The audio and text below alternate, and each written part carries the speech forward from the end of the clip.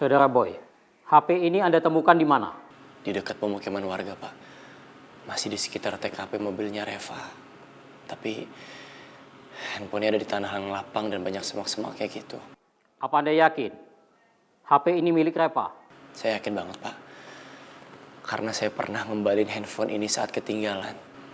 Dan saya tahu persis, Reva itu bukan tipe orang yang seneng kalau barang pribadinya diutak-atik, termasuk handphonenya.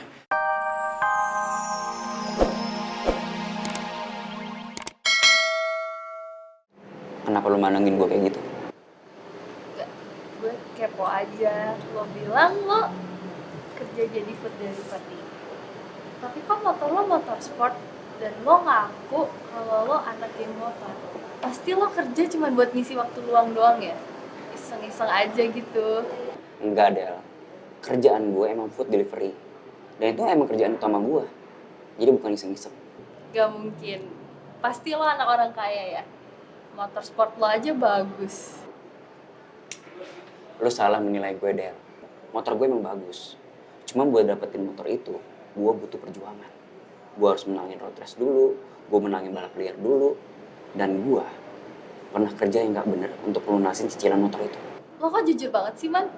Biasanya kan orang baru kenal ya suka tepe-tepe gitu, tebar pesona, cerita prestasinya dia. Tapi lo belak-belakan aja bilang lo pernah kerja yang gak bener.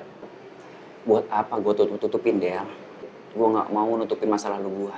Dan ujung-ujung ketahuan juga sama bos gue. Teman-teman geng motor gue datang ke tempat kerjaan gue. Kerjaan gue diacak-acak semuanya. Dan akhirnya bos gue tahu gue ketua leader mereka. Jadi buat apa gue tutupin masa lalu gue? Mending gue ngomong jujur dari awal. Biar orang yang kenal sama gue gak kaget. Gue suka gaya lo. Lo gak peduli sama penilaian orang. Bukannya gue gak peduli, Del. Tapi gue gak mau orang yang kenal sama gue tuh berekspektasi lebih. Lo sekarang kesibukannya apa? Masih kuliah? Gue gak kuliah, Del. Oh, udah lulus ya? Ya emang gue gak kuliah.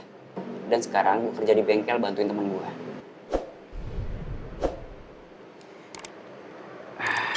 Del, sorry banget. Gue tinggal ya. Soalnya gue harus balik lagi ke bengkel. Ya udah deh. Ini gue yang bayar aja ya. Nggak usah. Gue aja yang bayar sekalian tanda terima kasih gue. Kan lo udah bantuin gue ngirim bunga ke customer gue. Serius. Jangan nolak. Kalau lo nolak, gue pasti bete. Yaudah kalau gitu, makasih ya. Oke, hati-hati ya, Mon. Gue langsung cabut ya. Ya. Oh ya nih. Bye. Keren juga ya dia bisa belak-belakan kayak gini. Tapi, apa dia nggak kepo sama gue?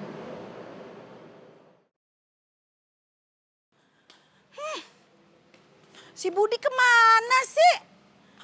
Orang lagi repot, dicari nggak ada. Pasti lagi mojok nih sama Siti. Hah?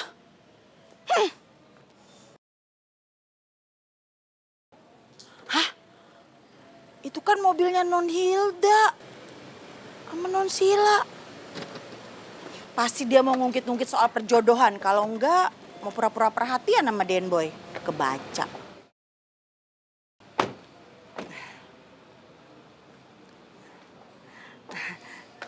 Non Sila, Bu Hilda. Iya. Halo Bi, boynya ada? Boynya lagi nggak ada di rumah, pergi Bu. Oh, oke. Kalau gitu kami akan tunggu sampai boy pulang ya. Tapi Den Boy kayaknya hari ini nggak pulang. Soalnya dia bilang mau cari Non Reva pujaan hatinya dan calon istrinya yang lagi hilang. Ih, Bibi, aduh. Ini gimana sih? Calon istrinya Boy itu aku, bukan orang lain. Non Sila lupa. Bukannya perjodohan Non Sila udah diputuskan nggak jadi ya? Terus dari mana Non Sila bakalan jadi istrinya Den Boy? Duh, Bibi, walaupun perjodohan aku sama Boy udah dibatalin, tapi aku masih punya kesempatan. Yakin? Bibi kenapa ngomong kayak gini? Awas ya, Bi. Kalau aku jadi istrinya Boy, aku akan bikin Bibi Suka sama aku. Sila sayang, sini nak. kamu itu bisa nggak agak sedikit turunin emosi kamu, nak? Nanti kalau Om Herman denger gimana? Masa kamu galak banget jadi perempuan? Duh, Ma, tapi aku bete banget sama dia. I know, manis. Tenang, nanti kalau kamu udah jadi nyonya boy, nah ART yang berisik model begini, tendang. Oke, sayang? Oke. Inhale, exhale. Inhale, exhale. Stop. Yeah, keep smile.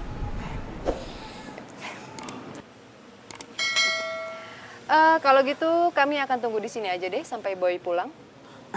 Maaf Bu Hilda, tadi kan saya bilang Den Boy nggak bakalan pulang, berarti dia nggak bakal pulang Bu.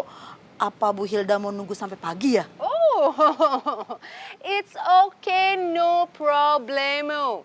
Mau dia pulang tahun depan, Boy juga nggak apa-apa. Kami akan tetap tunggu di dalam, ya? Yuk. Bu, Mak. Bu. Boleh lepas tangan saya?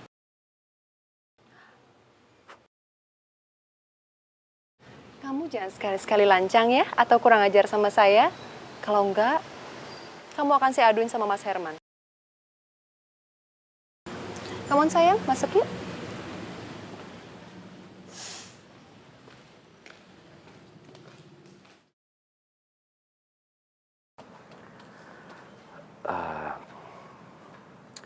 Jadi begini Bu Hilda, Sila.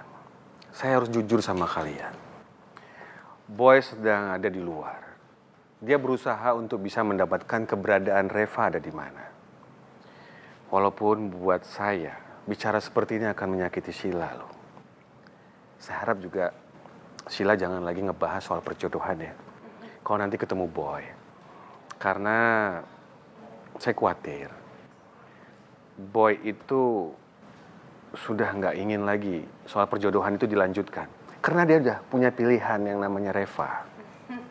Dan saya sebagai orang tua kan ingin sekali anak saya itu bahagia. Tenang Mas, kami kesini bukan untuk membahas masalah itu kok. Terutama anak saya Sila. Datang ke sini untuk memberikan dukungan untuk Boy. Karena saya tahu kondisi Boy sekarang lagi sepi, sedih, bahkan merasa kehilangan. Sila pernah kok merasa kehilangan orang yang dia sayang. Apalagi sekarang kondisi Boy dan Reva terpisah karena Reva tiba-tiba pergi dan menghilang nggak tahu kemana kan? Iya Om, aku emang cemburu. Tapi aku datang ke sini karena aku khawatir sama Boy dan Reva. Kau benar-benar baik sekali ya.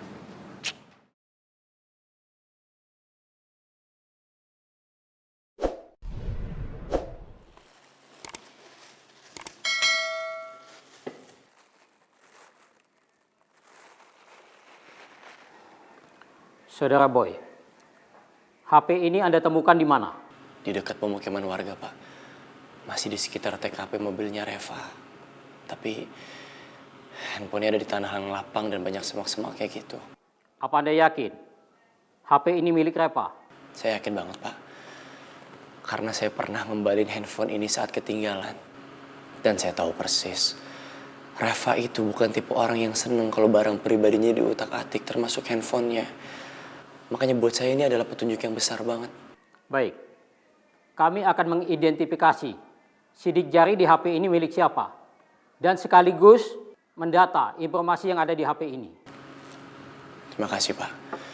Jujur buat saya pribadi, ada hal yang aneh dengan hilangnya Reva. Saya yakin Reva gak pergi sendirian. Pasti ada orang lain yang mengarahkan dia ke sana pas sampai dicelaka. Awalnya saya sama Reva itu pengen pergi ke panti asuhan Tiara Hati. Dan kalau saya lihat jalurnya, antara panti asuhan Tiara Hati sama TKP mobilnya Reva beda jauh, Pak. Buat saya ini janggal banget. Awalnya Reva itu udah seneng banget pergi bareng saya ke panti asuhan. Karena ada undangan acara syukuran, tapi endingnya malah kayak gini. Jadi pada waktu itu, kalian jalan bersamaan, bebarengan? Secara waktu iya, Pak. Tapi dengan kendaraan yang beda. Saya naik motor, Reva naik mobil, saya buntutin dari belakang. Baik, untuk terakhir kalinya, kalian berpisah di mana? Masih di jalan sekitar Osteria Cafe. Saat saya buntutin Reva dari belakang, saya jatuh, saya kecelakaan. Akhirnya saya ditolong sama warga setempat, saya dibawa ke rumah sakit, Pak. Habis itu saya nggak tahu Reva kemana, saya kehilangan jejak. Apa ada informasi lainnya? Itu saja, Pak.